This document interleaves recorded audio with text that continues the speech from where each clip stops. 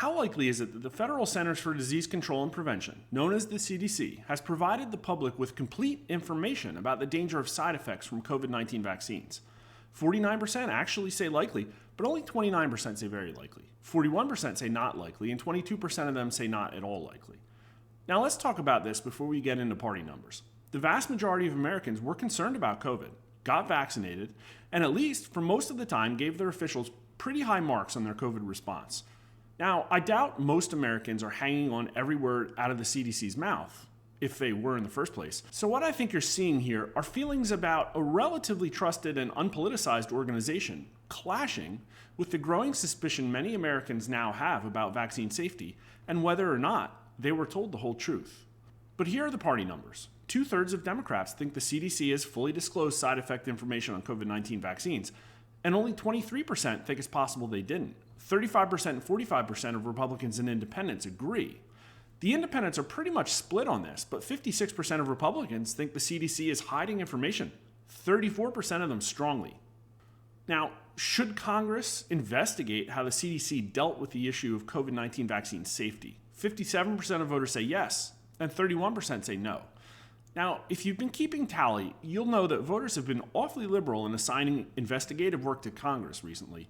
McCarthy has a pretty long list of things to get to the bottom of. This 57% is a large and meaningful majority, but the number is a few points lower than on other things, like wanting investigations of Biden's document gate.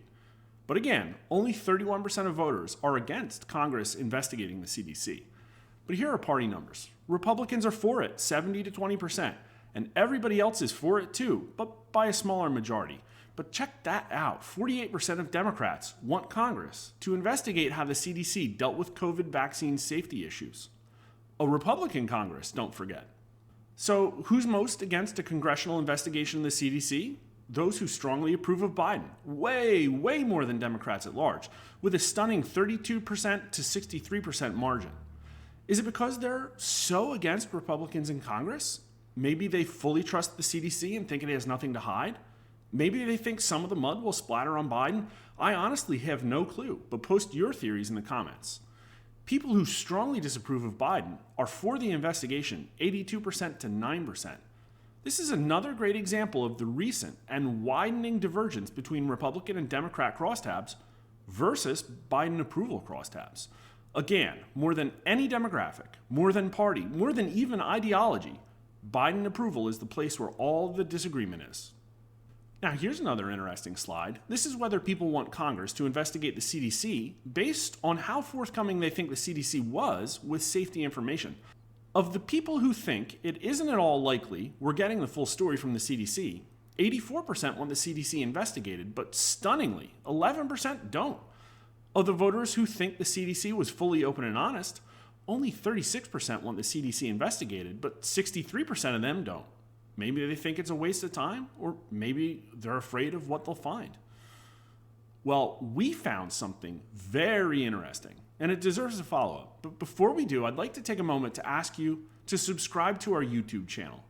We plan to cover all of our major stories on video this year, and with a new Trump presidential campaign cycle impending, we think it's going to get very interesting. Won't you want a notification when we release our next set pitting Trump against DeSantis? Okay, now check this out.